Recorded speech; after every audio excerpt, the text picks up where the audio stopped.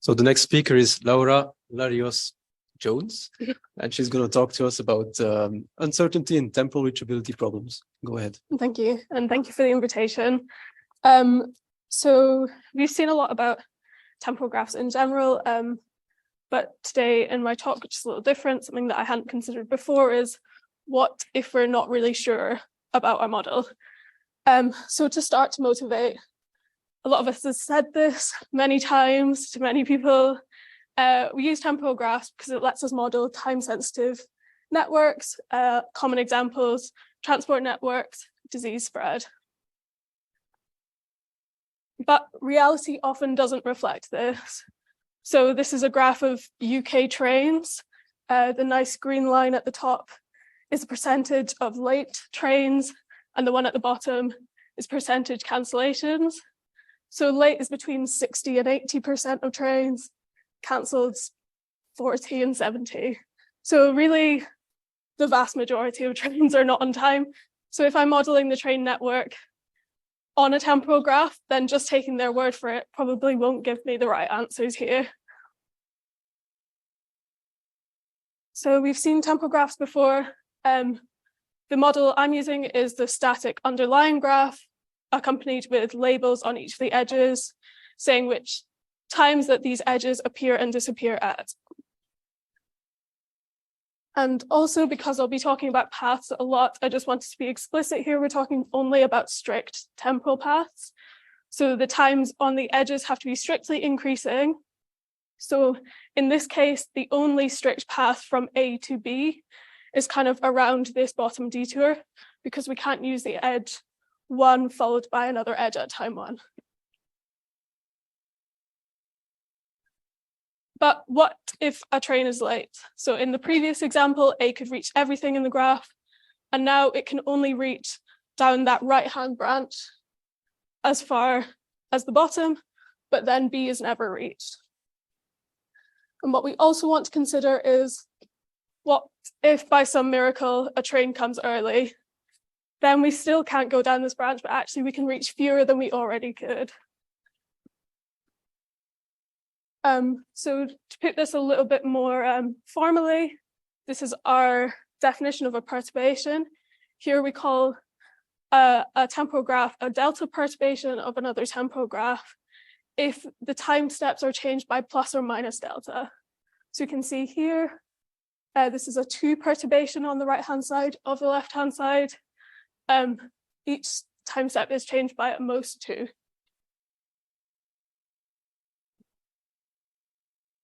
And now we also consider delta zeta perturbations. So here we're counting how many time edges are perturbed. And I just want to be specific that we're discussing time edges, not edges. So here we have 4 time edges that have been perturbed, because in that right-hand edge, both the time at 3 and the one at 5 have been changed.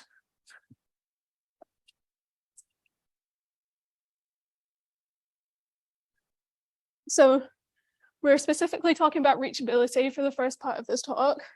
So reachability set is everything that we can reach from a given vertex.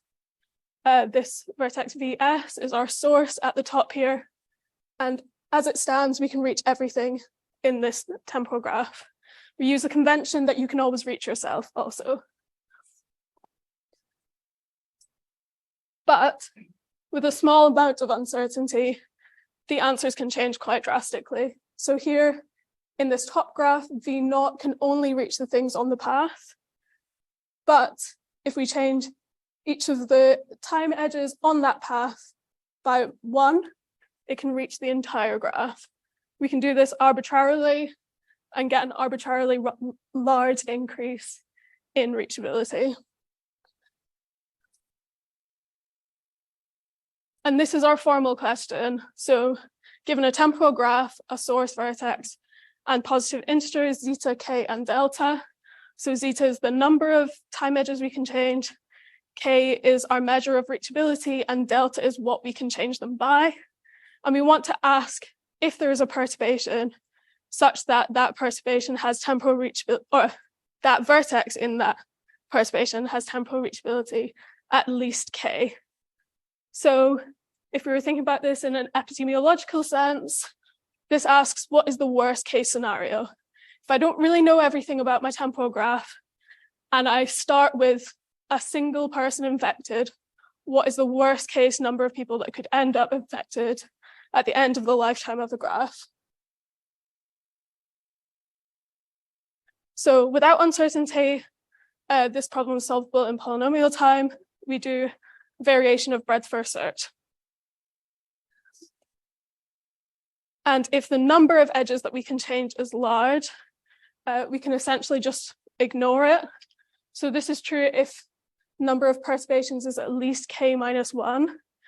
Basically, we were talking about necessary edges and things before. You can kind of think of an analogous necessary perturbation. We only think about perturbations that actually increase the reachability of the graph. And if we want to know if Vs has reachability at least k, we only need to think of at least k minus 1 perturbations. And then to solve this, we can relabel all of the edges in the graphs with all time steps within that delta window and solve it as if there is no uncertainty. Just note here, we're relabeling them to kind of show how the algorithm works, but we would only ever use one of these times in one of these given edges. We think about this in that we can create a spanning tree of all the vertices reached from Vs. We would only ever need to use an edge once in this case. And this is doable in polynomial time. A similar example, if we know exactly which edges could be perturbed.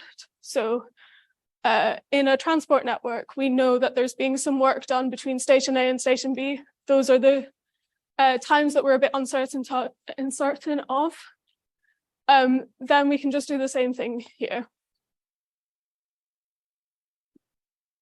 And then if both delta, so what we can change by, and zeta, how many we can change, are large, we essentially just get free rein to reorder the edges in the graph. And here, as I mentioned before, we can make a spanning tree. So this only strictly works if we have at least as many time steps as the depth of this spanning tree. But yeah, this is an example of how we would do it in this case. But if we have small zeta, we don't know which edges are perturbed. And even if delta is equal to 1, we have W2 hardness with respect to the number of edges that can be changed. I'm going to show you an example of the reduction for when delta is equal to 1, but you can just kind of change it a little bit for other values of delta. And we do this reduction from set cover. So we have a universe of elements, a set of subsets, and an integer c, and we ask if there are c of these subsets such that their union forms the whole universe. So we start by constructing this gadget. So this V in red here, this is our source. This is the vertex we're most concerned about the reachability of. We create this path of length 3, where the edges incident to it are active at time 1, and one between V1 and V2 is active at time 2. So as it stands, V can reach everything in this graph. Then we add a vertex for each of the sets in the input of set cover, and we add edges at time 2 and time 6 from V2 and V0 respectively, and this is between every one of the vertices representing a set and each of these V0 and V2. And we also note here, V still reaches everything in the graph. But now we add the vertices that relate to the elements in this universe. And these are adjacent to any set that they are in at time 4. And we note that V now does not reach everything in the graph. And the only way for it to reach everything by a perturbation of at most plus minus 1 is to perturb this edge here between V2 and some SI. So V reaches everything in the graph if and only if there's a set cover of the same size in the universe. I can take some questions now before we move on to the next thing, if anyone has any.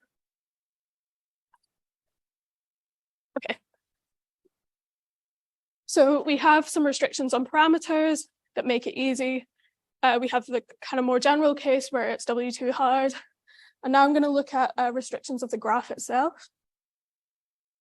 So to do that, we start with a smaller lemma about a path. So given a path in a temporal graph, so this is a path in the underlying graph, and we can determine how many delta perturbations are needed to make it into a strict temporal path. This is done by a dynamic program, so I'm just going to work through each of the steps of it. So at each vertex, we're working from the end back to the beginning. We're keeping track of the time at which we need to arrive and how many perturbations we have made further along in the path. So to start, we want to be at the end by time 6. And at the end, we will have made no perturbations further on in the path. So the only state for B is at 6 and with 0 perturbations. Then working back, we can keep using no perturbations, and we want to leave this vertex before B at time 3. So we need to be there for time 2 to make it a strict temporal path. But generally speaking, you want to leave it as late as possible to make it as likely as possible that you will make this final connection, right? So we also keep a track of the latest possible time that we need to get there. So this uses 1 perturbation, and we want to be there by time 5 so that we can get there for time 6. Carrying on up the path, we'll see that this edge here at time 7, we can't perturb for it to be earlier than time 2. So that state is now no longer valid, and we can only use this 5-1 state, which becomes 4-2, because 7 needs to be perturbed to be earlier. And we keep working back to the beginning of this path, and we end up with 2 states. So the first, we need to be there at time 0. This is okay because this is our starting state, and it uses 3 perturbations, which is the fewest of the 2 possible states. So that's the minimum number of perturbations we need to make. But also, this 2-4 tells us the latest time that we could leave. It costs us another perturbation, but this might still be useful. And we use this to solve our problem in trees. We similarly do it by dynamic program. I'm not going to walk through it in as much depth, but the things that we're keeping track of in this case is the number of perturbations made below, as we did in the path, the maximum number of vertices reachable below that vertex, given that many perturbations, the time of departure, and the number of perturbations we need to make to get there at that time. So this is what we use that path lemma for. So now we've talked a little bit about if there is a path, but what about how good is that path? We've had a couple of talks already that have touched on this. We might want a path that is short, fast, leaves early, or leaves late, arrives early. So we go through a couple of definitions. The shortest path, we define the shortest temporal path between 2 vertices as the path consisting of fewest edges. So between A and B, both paths consist of the same number of edges, so they are both shortest paths. The foremost temporal path is the one that arrives earliest. So in this case, the one down the left-hand side arrives at time 6, so that would be the earlier of the 2 paths between A and B. And finally, the fastest is the path with shortest duration. So here, this edge from A, we use time 5, and then time 7 getting into B, and this gives us a duration of 2. And using these, we define temporal eccentricity. So in a static graph, the eccentricity of a vertex is the maximum shortest path between that vertex and any other vertex in the graph. So if we have a disconnected graph, that will be infinity. So we substitute each of our measures of shortest into this eccentricity definition. So we have VS has temporal shortest eccentricity k if the shortest temporal path from VS to every other vertex has a length at most k. Here we've got the same example where we have to go round that right-hand loop for VS to reach that middle vertex there. So the temporal shortest eccentricity is 4. Temporal foremost eccentricity is k if the foremost temporal path arrives by time k. In this case, it's 8 because the path from VS to that middle vertex on the left arrives by time 8. And finally, fastest, we take away the arrival time from the departure time. And in this case, we get 7. This uses the same path because there's only 1 between VS and this furthest away vertex. And we must leave at time 1 and we must arrive at time 8. So we want to ask the same questions that we just did with reachability, but instead with temporal eccentricity. What if we apply uncertainty to this measure? And we have a similar kind of example. So I've got this big cycle here, and as it stands, VS, which is that vertex at the top, can reach every other vertex by a path consisting of at most 3 edges, and they all arrive by time 3, which gives them a duration of 2. But if I perturb these edges incident to VS, it now no longer reaches the vertices that is incidence to at time 2, so we can't continue those paths further along. So we only have this path that goes around the outside in increments of 100. So now the shortest path, I think, consists of 8 edges, and it arrives by time 1000, and the duration is 998.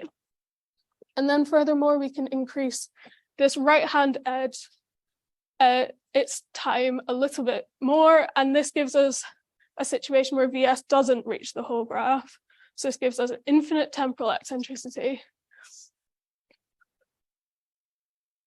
And this is the formal question again. It's kind of similar to the previous one, so I won't hang on it for too long. And this is a table of our results. So the first line is all from this paper here, where we have no uncertainty. And again, all problems can be computed in polynomial time. Interestingly, when we have a large number of edges that can be perturbed, we only have polynomial time for foremost. That's the earliest time of arrival. The other two are NP complete. We show this by reduction from SAT, which also means that the input graphs can be planar. And then if we have large zeta and delta, so this was the case where in reachability I had this spanning tree, we can do the same thing here. And what this actually allows us to do is recover the value for static eccentricity in the graph. And then finally, we can adjust the reduction I had from set cover, and that gives us W2 hardness with respect to the number of time edges changed. So ongoing work. We were originally motivated by modification problems on temporal graphs. So that's edge deletion or relabeling. And we wanted to ask, can we modify a temporal graph to make it robust to these kinds of perturbations? And we quickly found the answer is generally no. But it would be interesting to give this a little bit more thought once we've kind of finished up looking at existence of these paths. And finally, many other problems on temporal graphs could still be studied with uncertainty applied to them. Okay, that's me. Thank you.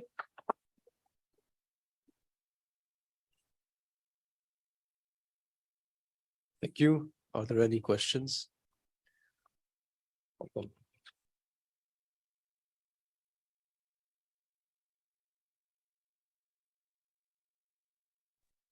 You mentioned a reduction from set cover, which is inapproximable. So set cover is inapproximable. Did you check if your reduction keeps inapproximability?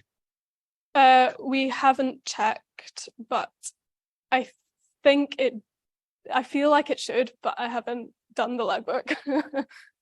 Gotcha. Thanks. Usually with linear, it is an reduction that preserves usually. Yeah, we don't. It's definitely linear in the number of vertices, edges. I need to think a little bit more about it. Hello. Hello. So thank you for the presentation. Maybe I did not quite follow, but the perturbation that you defined were only creating new journeys. Was it something like that, or could it close some of our journeys? No, you can reuse. Is that what you were asking? If you can. So what I thought you were saying during the talk was that the transformation you are considering were only ones that added new paths. Okay. So this was in the case where zeta was large, right? Okay. It was here that I spoke about it. And what I was getting at here was that if we were thinking about how many perturbations we need to make the reachability of a vertex in the temporal graph at least k in this case, we would only ever use at most k minus 1, because you would only ever perturb an edge if it added to it. So this is what I was talking about here. We can consider cases where there are perturbations anywhere, but we were looking at the worst case scenario, in which case you would only add a perturbation if it increased the reachability of. Okay. So it would, in that case, didn't I answer your question? Yeah.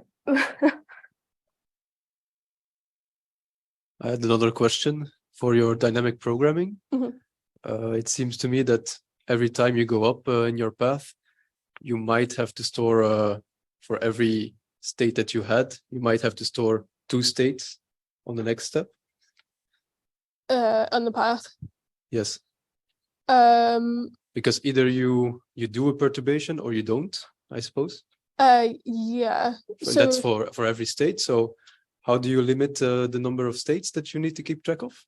so you wouldn't add any more than 2, I don't think. So you can add more, but what is important to keep track of is the latest possible time of arrival and the minimum number of perturbations. So you add for doing a perturbation and for not doing a perturbation, but if you do, then in that case you can forget. Okay, that answers my question. Thank you. Thank you again.